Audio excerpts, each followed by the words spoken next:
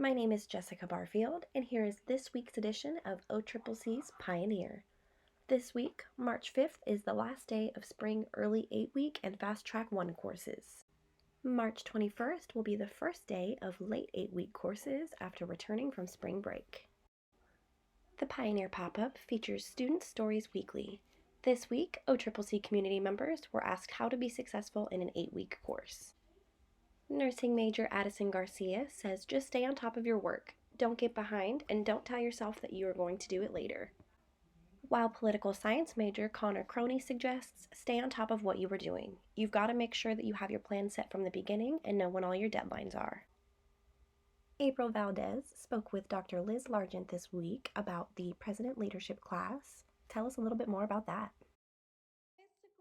Did a story over the President Leadership class that's offered in fall. It's an 8-week course. The coordinator of the program is Dr. Liz Largent. Students would work closely with the new president, I believe. I think her first day was today, actually.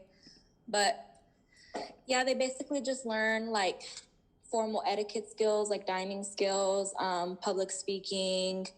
They get to participate in events and work with leaders in the surrounding area, and they also offer like a stipend for tuition and also like a bookstore stipend of $500 if you complete the course with a C or higher. I didn't know about the course, and that's kind of why I wanted to do a story about it, because I feel like not many people know about it, and I think it's a valuable experience. And I also spoke with a student who took the class this last fall, and she said she really liked it and that she encourages students to apply. Applications are due, I think it's March 14th. I'm thinking of applying myself. What were some of the requirements for the course?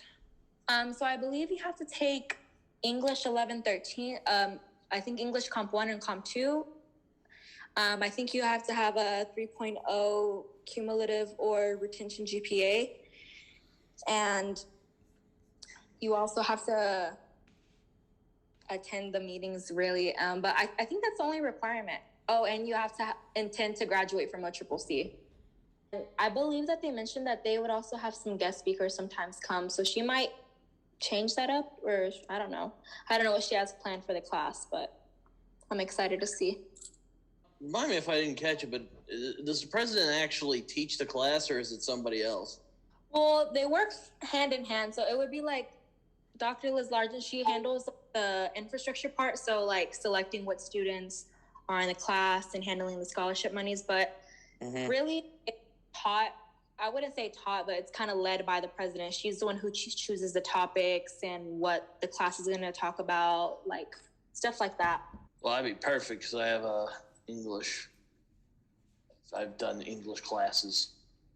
Yeah, and I mean, there's, I think, 5 short answer questions, too, that you have to answer. But, I mean, it's only 250 words maximum. So it's not like a super long essay or anything that you have to do. I keep getting emails about it, but I don't know. Yeah. I was too late, so I would recommend doing it if you can, because once I went to apply, it was already coming up towards my graduation date, and then I didn't get the opportunity. Yeah, and you also get to form like interpersonal connections, you know, like networking is like super important, and like you get to meet leaders and, you know, people in the community. So I'd encourage it. I mean, if you're interested, I would say you should apply if you're interested, because it's a once in a lifetime type of experience, you know. We are now here with Ian Torres to discuss his coverage on the 58th legislative session, kicking off with several education bills.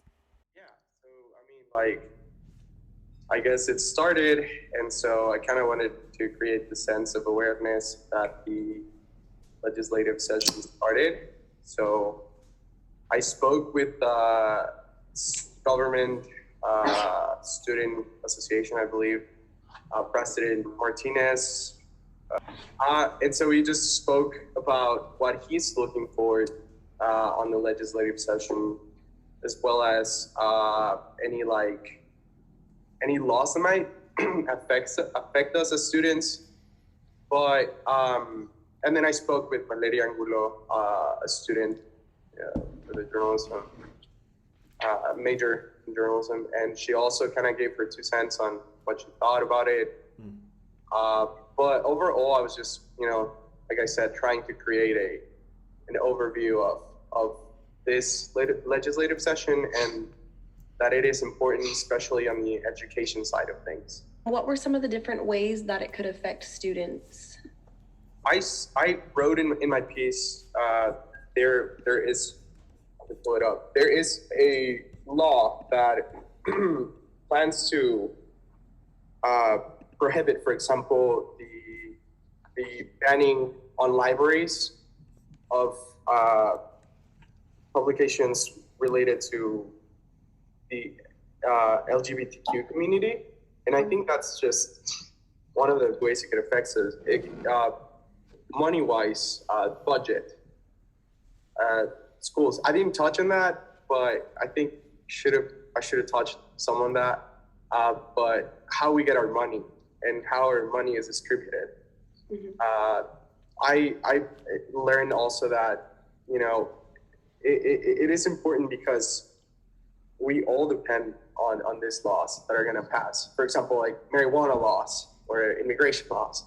And, we're all students here. Obviously, we're like, education laws are the ones that are going to affect us the most. But there are different laws outside of that are going to affect us, I guess.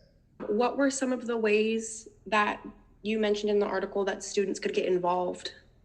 One of the biggest ways was for students to know who their representatives are, their chairmen for the districts, and their senators as well, and just get close to them. That's what Sergio told me, Sergio Martinez, president. I kind of touched on that, and it's important to keep tabs on them because they are your representative, your district representatives, senators, and they're there to serve you. We're paying for their salaries. So in a way, they're kind of serving us, the people. Also reaching out to your student government association if you have any questions, and also connect through your government professor. They are great to point you to the right place to get more involved. Perfect. Thank you so much. I think it's extremely important for students to know what kind of bills are being passed around them and different ways that they can get involved and have their voices heard. Next, we'll be talking with Britton Summers to discuss Campus Police Department's new iPad project aimed at mental and behavioral health. They have a new thing where they're putting out iPads so they can be more quickly accessed. Well, police are putting them out there so because they've been trying to cultivate this image. I know that's kind of sounds bad. I know that kind of has a negative connotation, but they're trying to they're attempting to showcase that they want to help the school and that they're not, hostile or anything like that. And this iPad program is trying to help move that along, which is basically if you're having like a crisis, if there's something going on like that incident recently with that guy hugging people, you can just go to the iPad and reach the police or a mental health expert or whoever you need to help you at that moment quickly. So it's meant to emphasize convenience. Was there anything specific that motivated this project? I don't know if there was any specific reason rather than they just wanted to find a better way and more convenient way to help other people. Yeah. It's basically what they got across to me. I then also worked, like I said, on the Kevin Perry story. Kevin Perry he runs this place called Perry Broadcasting, Publishing Broadcasting. It's a media company. We had a chat about what he planned to do with the school and what he was hoping to achieve while he was the chairman of the Board of Regents. And also kind of get some background on what he did for Perry Publishing. What's he going to do? Well, he outlined to me a good couple of plans. he really wanted to deal with what he called the infrastructure, which basically he means like the hierarchy of authority, like the presidency, all the way down. Which, basically he just kind of wants to improve a lot of things that are going on with the hierarchy of authority. And also because he's a media guy, he wants to work on the PR and marketing departments of the school as well. You also spoke with Danita Rose, who will be stepping down from her role as the Executive Vice President of Oklahoma City Community College, a role that she has held since 2019. Danita Rose, Executive Vice President. She worked here for a few years. And a little fun fact for you guys, her son was one of the PR guys. I think he actually was the main PR guy. Yeah, Rose's son is Executive Creative Director of Marketing and Public Relations, Eric Worrell. Rose's favorite part of working at OCCC was bringing hope for a better work environment for employees who had been struggling for years to do their jobs. Rose plans to take a long rest after completing her work with OCCC, saying that she was looking forward to some downtime. Rose wants to encourage everyone to move confidently into the future, to let go of the past, and leave the fear behind. Kai Davis went around campus for a winter fashion update. So, originally it was supposed to be winter fashion, but most of my interviews ended up being just based on what inspired the person's outfit for the day. Also, favorite article of clothing as well.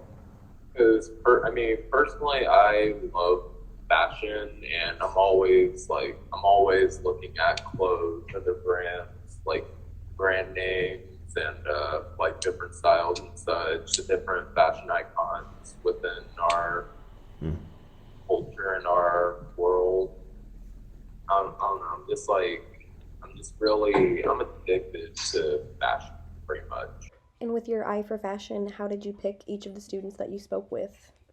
I was walking around campus, and I looked at the students, and I would find there would be a few items that they were wearing that would catch my attention. What inspired you to pick your outfit for today? So today I was trying to go for kind of an outdoor kind of look, of a exploratory kind of look. So Nice. Do you know the brands that you typically wear on a daily basis, or I don't. you just like rocking clothes for the clothes, not necessarily for the label? Yeah, for sure. Out of all of the articles, like shoes, shirts, pants, etc., what's your favorite article of clothing? Like a thick shirt like this or a big jacket. What inspired you to pick your outfit for today?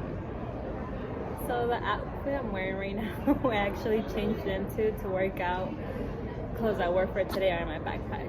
So I just picked whatever to work, anything comfortable to work out in. Do you know what brands you typically look out for, or what brand you typically wear whenever you're working out? I like, Nike and Adidas would probably be my favorite brands, at least, to work out in. Yeah. I like some Columbia. This, my sister got it for me for Christmas, so. What typically, whenever it comes to clothes, what typically catches your attention? The price first, and then if it's pretty. Or if it's pretty, and then the price. Yeah. I like cheap clothing, actually. Yeah. I know people like expensive, stuff. I don't really. Especially when I go out, they tell me, "Oh, where did you get that?" And I'm like, "Got it wrong." Yeah, so I mostly just get my outfits from Outlet Mall or online mostly. That's why I like to shop. Nike.com really is helpful for that. Whenever you're shopping for someone that's as tall as myself, anytime that you're I feel 6 foot or over, it's harder to get clothes.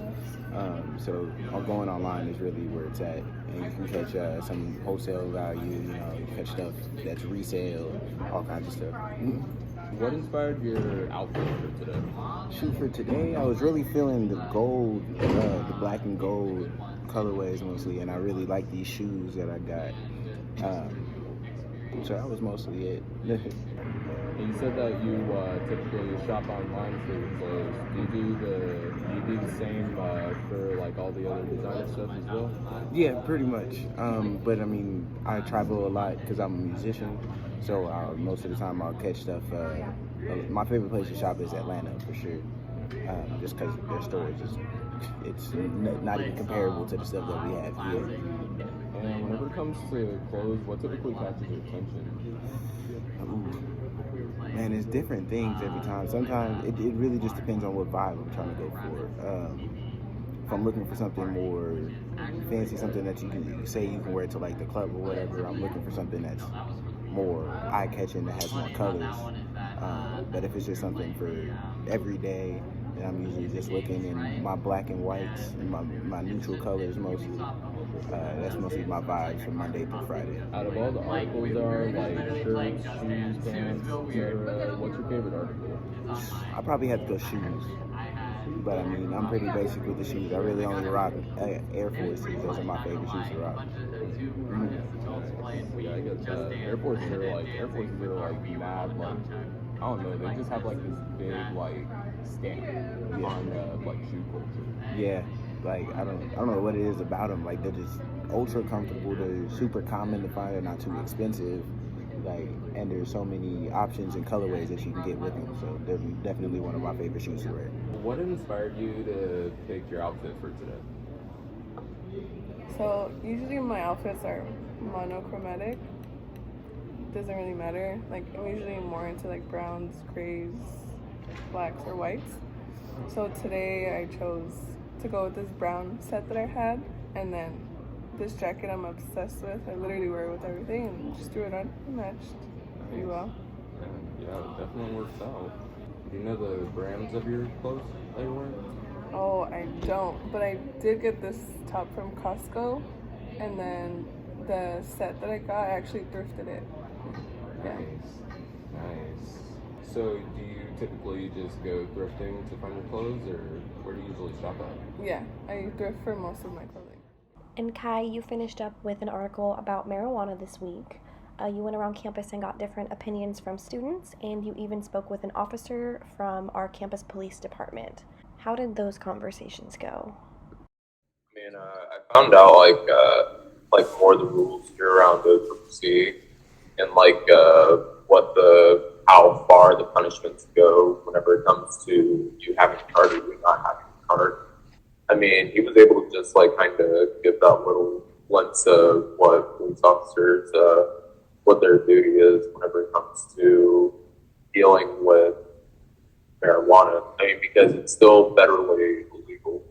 More like whenever you're distributing it, or if you have too much of it on you, regarding the limitations that there are with the medical card. But it was really interesting to be able to like learn more about like how weed kind of affects everyone and like what preferences some people have, what preferences other people have. It's like, I don't know, it was fun.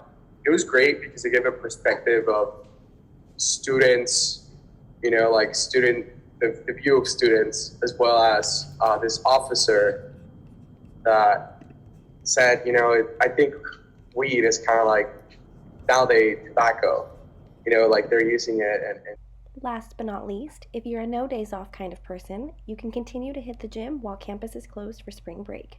With a current ID, OCCC staff, students, faculty, and members of the Wellness Center can use the Early Wine Park YMCA from March 12th to March 20th.